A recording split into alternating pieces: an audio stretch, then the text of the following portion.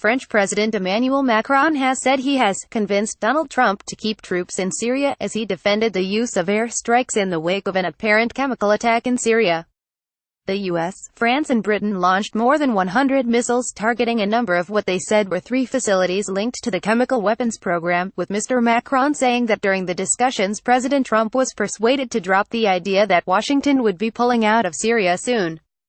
10 days ago, President Trump was saying the United States should withdraw from Syria.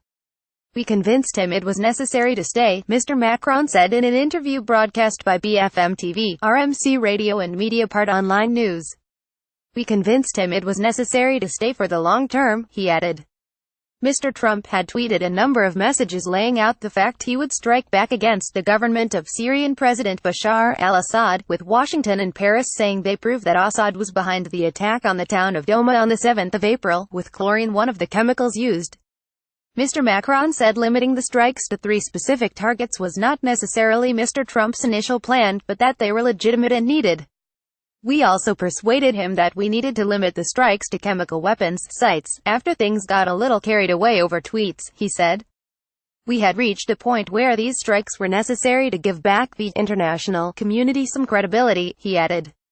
Responding to Mr. Macron, Mr. Trump said the U.S. still wants its forces to return home from Syria as soon as possible. "The U.S. mission has not changed. The president has been clear that he wants U.S. forces to come home as quickly as possible." White House spokeswoman Sarah Sanders said in a statement, "We are determined to completely crush ISIS and create the conditions that will prevent its return. In addition, we expect our regional allies and partners to take greater responsibility both militarily and financially for securing the region," she said. France has been at the forefront of efforts to try to find a solution to the crisis in Syria. Mr. Macron said he had no plans to change next month's trip to Russia, which backs the Syrian government politically and militarily, in order to find a political solution, even though Moscow had made itself complicit in Assad's actions, he said. "Of course they are complicit.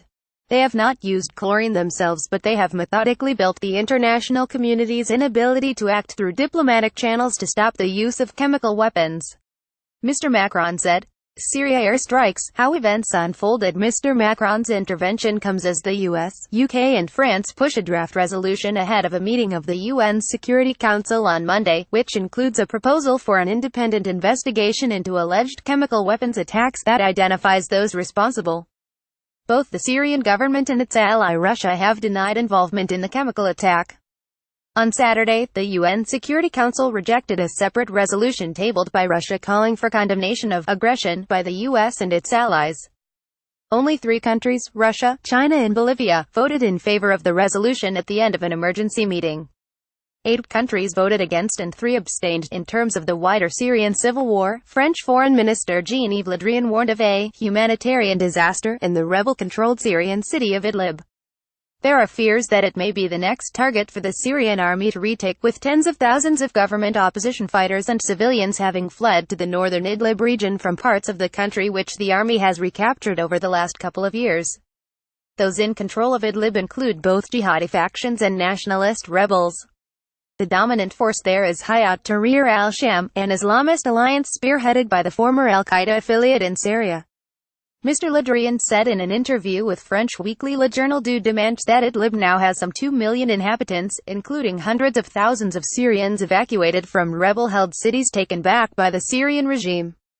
There is a risk of a new humanitarian disaster.